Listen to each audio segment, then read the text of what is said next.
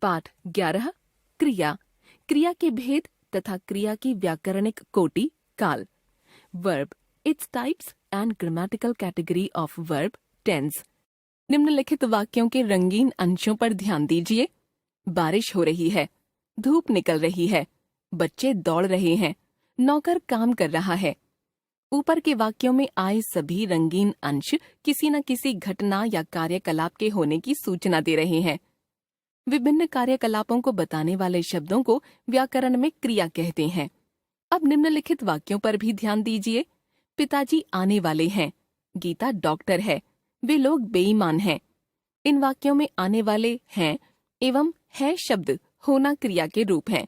इस क्रिया से किसी वस्तु या व्यक्ति की स्थिति या अवस्था या सत्ता का पता चलता है। व्याकरण में ये शब्द भी क्रिया कहे जाते हैं। क्रिया की परिभाषा। क्रिया वे शब्द हैं जिनसे किसी घटना या कार्यकलाप के होने या करने की सूचना मिलती है अथवा किसी वस्तु या व्यक्ति की स्थिति, अवस्था या सत्ता का पता चलता है। क्रिया की रचना। पढ़ना क्रिया के विभिन्न रूपों पर ध्यान दीजिए। वह किताब पढ़ रहा है, मैं रोज रामायण पढ़ता हूँ। अब वह नहीं पढ़ेगा, तुम्हें रोज पढ़ना चाहिए, मैं शाम को पढ़ लूंगा, मैं उससे किताब पढ़वा रहा हूँ। इन वाक्यों में आने वाले क्रिया के सभी रूपों में पढ़ अंश समान रूप से आ रहा है। इसी अंश से क्रिया के मुख्य अर्थ पढ़ना का पता चलता है।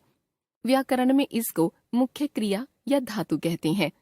धातु, क्रिया के विभिन्न रूपों में समान रूप से आने वाले तथा क्रिया के मुख्य अर्थ को बताने वाले अंश को धातु कहा जाता है।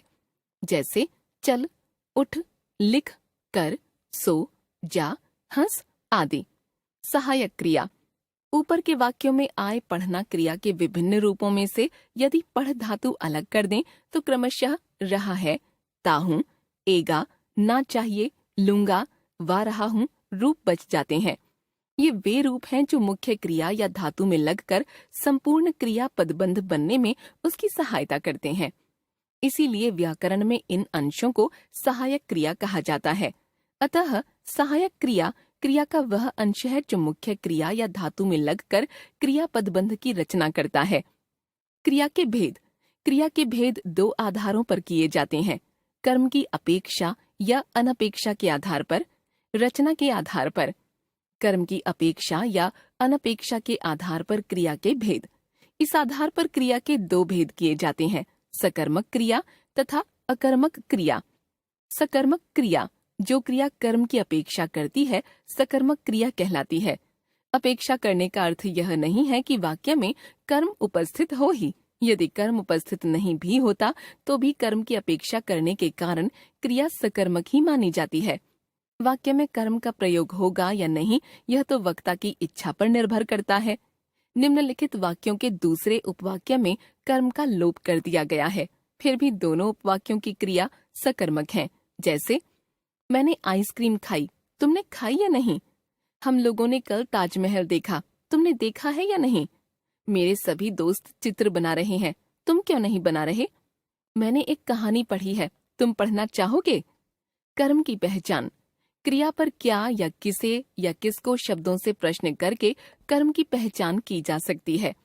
क्रिया पर क्या शब्द से प्रश्न करने के बाद उत्तर में जो निर्जीव संज्ञा प्राप्त होती है वह उस क्रिया का मुख्य कर्म या प्रत्यक्ष कर्म कहलाती है, तथा किसे या किसको प्रश्न के उत्तर में जो सजीव संज्ञा मिलती है उसे गौण या अप्रत्यक्ष कर्म कहते हैं। जैसे माँ मिठाई बना रही है, प्रश्न क्या बना रही है? उत्तर मिठाई, कर्म प्रत्यक्ष कर्म। माँ ने बच्चे को मिठाई दी, क्या दी? मिठाई, प्रत्यक्ष कर्म। किसे दी? बच्चे को, अप्रत्यक्ष कर्म। पिताजी ने अकरम को बुलाया, किसे बुलाया? अकरम को, अप्रत्यक्ष कर्म। ऊपर दिए गए विवरण से यह स्पष्ट है कि कुछ सकर्मक क्रियाएं केवल एक कर्म की ही अपेक्षा करती हैं, तो कुछ दो कर्मों की। इस आधार पर उनके दो भेद हो जाते हैं, एक कर्मक तथा द्विकर्मक। एक कर्मक क्रिया, जो सकर्मक क्रिया केवल एक कर्म की ही अपेक्षा करती है, एक कर्मक कहलाती है। जैसे वह गाना गाएगी, नौकर ने खाना बनाया, माँ ने नितिन को बुलाया, उसने नौकर को बहुत मारा। द्विकर्मक क्रिया, जो सकर्मक क्रिया दो कर्मों, मुख्य कर्म और गौण कर्म की अपेक्षा करती है, द्विकर्मक क्रिया कहलाती है। जैसे प्रधानाचार्य ने छात्रों को प्रमाण पत्र दिए, मैंने अपने दोस्त से किताबें खरीदी, वह पिताजी से सामान लाया। अकर्मक क्रिया। अकर्मक क्रिया वह क्रिया है जो वाक्य में कर्म की अपेक्षा नहीं करती, जैसे आना, जाना, चलना, दौड़ना, सोना, हंसना, रोना, मुस्कुराना आदि। देखिए निम्नलिखित उदाहरण। तुम क्यों हंस रहे हो? मैं रोज सुबह दौड़ता हूँ। वह रात को 10 बजे सोती है। दोनों बच्चे अच्छे स्कूल में पढ़ते हैं। बच्चा क्यों रो रहा है? आप यहीं बैठिए। अकर्मक तथा सकर्मक की पहचान। क्रिया अकर्मक है या सकर्मक, इसकी पहचान करने के लिए वाक्य की क्रिया पर क्या से प्रश्न करना चाहिए और देखना चाहिए कि इस क्या के उत्तर में वह क्रिया किसी की अपेक्षा करती है या नहीं। जैसे वाक्य बच्चा लिख रहा है, प्रश्न क्या, उत्तर पत्र या संभावित उत्तर निबंध आदि। क्रिया की प्रकृति सकर्मक। माँ कपड़े धो रही है, क्या, कपड़े, सकर्मक। मोहन गा रहा है, क्या, गीत, सकर्मक। शीला जा रही है, क्या, कुछ नहीं, अकर्मक। अर्थात यदि क्या के उत्तर में कोई क्रिया किसी वस्तु कर्म की अपेक्षा करती है तो वह सकर्मक क्रिया कही जाती है, लेकिन अकर्मक क्रिया क्या के उत्तर में किसी भी कर्म की अपेक्षा नहीं करती। कर्म की अपेक्षा न करने के कारण वह अकर्मक क्रिया कही जाती है। वाक्य में कर्म का लोप। प्रायः बोलचाल की भाषा में हम वाक्य से कर्म का लोप भी कर देते हैं और श्रोता संदर्भ से अर्थ समझ लेता है। जैसे मोहन सोहन से क्या कर रहे हो? सोहन खाना खा रहा हूँ। यहाँ खाना संज्ञा कर्म का लोप कर दिया गया है। इसी तरह अन्य उदाहरण देखिए। बच्चे लिख रहे हैं, पत्र। पिताजी पढ़ रहे हैं, अखबार। कुछ लोगों का यह भ्रम है कि क्रिया को सकर्मक तभी कहा जाएगा जब वाक्य में कर्म उपस्थित हो। वाक्य में कर्म आएगा या नहीं यह तो वक्ता की इच्छा पर निर्भर करता है। ध्यान रखिए, सकर्मक या अकर्मक होना क्रिया का गुण है।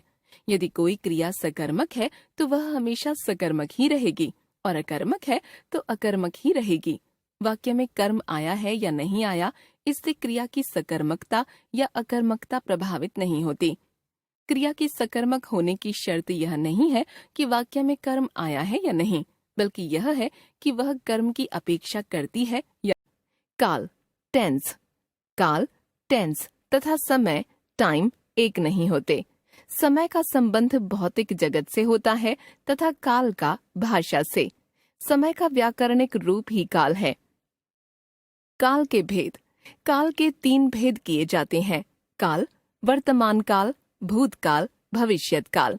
वर्तमान काल, जिस समय कोई क्रिया घटित होती है वह समय व्याकरण में वर्तमान काल कहा जाता है। यह क्रिया बार बार हो सकती है या लगातार। हिंदी में वर्तमान काल की सूचना देने वाले चिन्ह प्रत्यय हैं, है, हूँ, हो तथा हैं।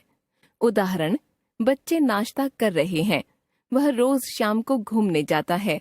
तुम कहाँ रहते हो? मैं कल कोलकाता जा रहा हूँ। मेरी बहन आँखों की डॉक्टर है। भूतकाल, बीते हुए समय में किसी कार्य के होने का पता जिन क्रिया रूपों से लगता है वे भूतकाल की सूचना देने वाले चिन्ह कहलाते हैं तथा वह क्रिया भूतकाल में कही जाती है। हिंदी में भूतकाल सूचक चिन्ह प्रत्यय हैं, था, थे, थी, थीं अथवा आ, ए, ई, ई। उदाहरण, वे कल घर पहुंच गए थे। वह गाना गा रही थी। वह रोज फिल्म देखता था। आप कब आए? गाड़ी चली गई। भविष्यत काल, भविष्य में होने वाले क्रिया व्यापार की सूचना देने वाले काल को भविष्यत काल कहते हैं। भविष्यत काल सूचक चिन्ह प्रत्यय हैं, गा, गे, गी, गी। उदाहरण, मैं तुम्हें लेकर ही जाऊंगा। आप मेरे यहाँ कब आएंगे? वह शादी में नहीं आएगी। वह तुम्हें रुपये नहीं देगा।